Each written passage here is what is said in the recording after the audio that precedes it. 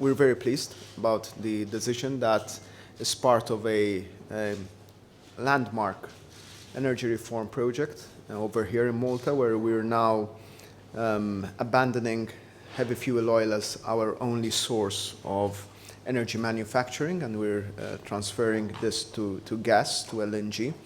It has landed us already with a 25% decrease in energy bills. It will reduce massively our emissions.